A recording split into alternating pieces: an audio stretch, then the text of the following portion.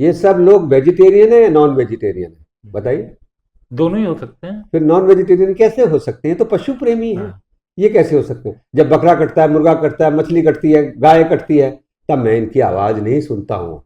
तो ये बड़ी गलत बात है। और कुत्ता मीट खाता है नहीं खाता? ये खाते हैं जी। वो भी किसी जानवर का खा रहा है। एक जानवर को मार दो और दूसरे के लिए हाहाकार कर दो, ऐसा मुझे नहीं लगता। अक्सर हमें कहा जाता है कि एकजुट होकर ये कुत्तों के लिए आप सुप्रीम कोर्ट से लड़ गए, आप सरकार से सवाल कर रहे हो, तो फिर वो नॉन वेजिटेरियंस हैं जो बकरी, अंडा, मछली, मुर्गी खा रहे हैं, उनको क्यों नहीं रोकते हैं? क्या वो पशु नहीं है? तो मैंने सोचा बात तो सही है कि क्यों वो पशु नहीं है, उनके लिए आज तक किसी ने क्यों आवाज़ नहीं उठाई, या क्यों हम इन कत्ल खानों को, इन चिकन, इन मीट शॉप को, चिकन शॉप को, उन फिश के मार्केट्स को हम बंद करवा देते हैं। तो मैंने भी सोचा कि इसमें थोड़ा सा देखना पड़ेगा, देखना चाहिए कि मान लीजिए कि अगर हम ये करते हैं तो इसकी असर क्या होगी। क्या देश की इकोनॉमी पे असर होगा? इंडिविजुअल्स, मान लीजिए कि सारे इंडिविजुअल्स अभी बोलेंगे कि नहीं खाते हैं, और वेजिटेरियन हो जाते हैं। मैं बोलूँ वेजिटेरियन ही क्यों होते हैं, वीगन हो जाते हैं, हम दूध तक नहीं पीते हैं, तो ये देश की इकोनॉमी पे क्या असर होगा? तो पहले तो ये तथ्य समझना पड़ेगा कि भारतीय अर्थव्यवस्था और पशुपालन क्षेत्र में इसका क्या असर होगा। तो बेसिकली करीबन 2 करोड़ से ज्यादा लोग ग्रामीण इस काम में जुड़े हुए हैं पशुपालन के, जिसमें करीबन ऐसे लोग हैं जो छोटे किसान हैं, जो पशुओं का यूज करते हैं आज भी खेती में, और वैसे भूमिहीन लोग हैं जो अपने घर में भैंस, गाय, बकरी वगैरह कुछ रख के उससे एक आय अर्जित करते हैं, कुछ इनकम प्राप्त कर लेते हैं। ऐसे में बेसिकली देखा जाए तो जो मैंने रिसर्च किया उसमें वही मिला। ये 2023 और 24 की एक रिपोर्ट है जो इन्होंने दी है कि सरकारी एक उससे ही मिली है मुझे, कि भारत जो है आज 2014-15 में जो दूध का उत्पादन था, 2014-15 में 146.31 मिलियन टन, 146.31 मिलियन टन दूध का उत्पादन 14-15 में था। वो 23-24 में बढ़ के 239.30 मिलियन टन हो गया। मतलब पूरे ग्लोब में, पूरी दुनिया में दूध उत्पाद में भारत नंबर 1 है, ऐसा ये रिपोर्ट्स कहती है। उसके बाद मैंने देखा कि अंडा, तो इन्होंने अंडे के लिए बोला कि दूसरे स्थान पर भारत अंडा प्रोडक्शन में है। मांस उत्पादन में भारत है 5वें स्थान पे, जिसमें 2014-15 में 6.69 मिलियन टन था। 6.69 मिलियन टन, सॉरी माफ कीजिएगा, आंकड़े मुझसे हिंदी में बोले नहीं जाते हैं, सॉरी। और यही मांस 2023-24 में 10.25 मिलियन टन हो गया।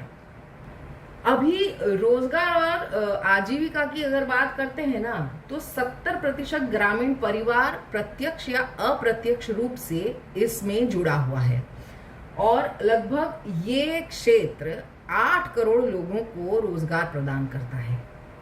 अभी हम इस पे एक्सपोर्ट्स पे तो गए ही नहीं, ये तो basic agriculture, basic rural India की बात हो रही है। उसके बाद 23-24 में एक और आंकड़ा आया है एक्सपोर्ट का, वो है 4543.52 मिलियन यूएसडी।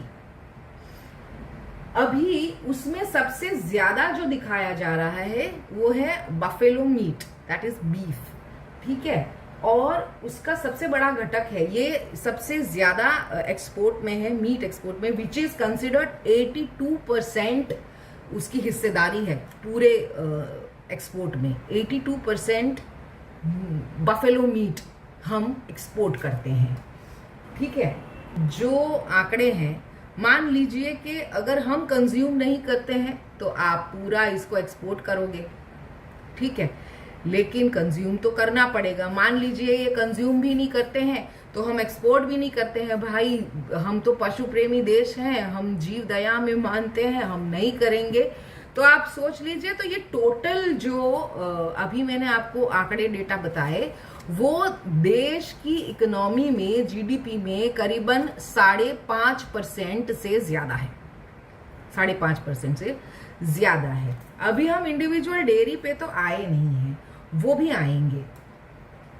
दूसरा ये है कि अभी उसके बाद मैंने सोचा कि लोग बोल रहे हैं ना कि ये जानवर तो कुत्ते की गणना है क्यों, तो मैंने कहा भाई कुत्ते की ही क्यों गणना हुई, भाई बाकी जानवर देश में है ना। क्योंकि मैं और आप जब हम लोग छोटे थे तो कभी कभी हमको हमारे शहर में सुअर दिखते थे, गधे दिखते थे, गाय भैंस तो किसी ना किसी की दिखती थी, बकरियां दिखती थी हमें, कभी ऊंट आ जाते थे शहर में, ऐसे लोग आते थे, हाथी लेकर आते थे ना, तो मोहल्ले में सब बच्चे से बाहर निकल जाते थे, हाथी को केला दिया, हाथी को ये दिया वो दिया। तो वो जानवर जो हम बच्चे थे जब देखे थे, आज के बच्चे उसको नहीं देख पाते हैं। मुझे लग रहा है गांव में तो शायद देखते भी होंगे, लेकिन शहर से तो ये जानवर लगभग आपको अदृश्य जैसे ही हो गए हैं। तो उसमें एक इन्होंने 2019 में एक गणना की थी। उस टाइम पे उन्होंने टैबलेट के जरिए और घर घर जाके ये आंकड़े उन्होंने निकाले थे। तो ये डेटा आपके पास मैं स्क्रीन पे शेयर कर रही हूँ कि कुल पशुधन की जनसंख्या, ये 2019 का डेटा है, जिसमें ये देखिए 53.676 करोड़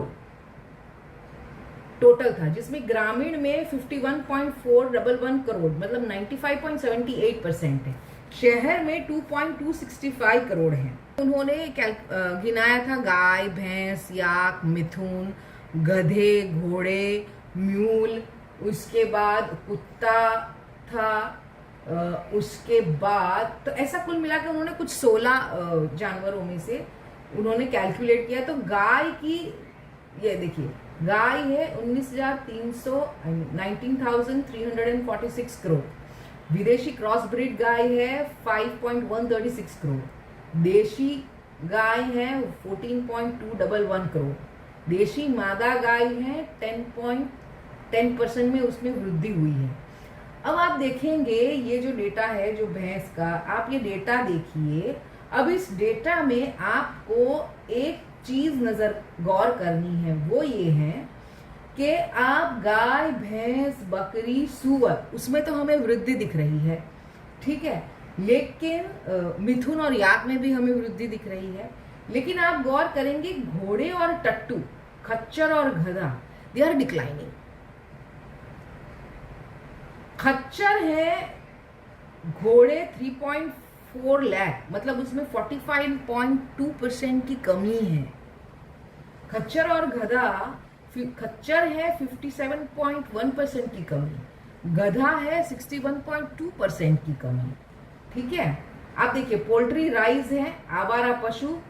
अब एक बात बताइए, ये पिछले 20 वर्षों के रुझान है, 20 साल में, तो 2003, 2007, 2012 और 2019, तो ये गधे, घोड़े, फिर खच्चर, ये डिक्लाइन पे है और इसकी संख्या लगातार घटती आ रही है।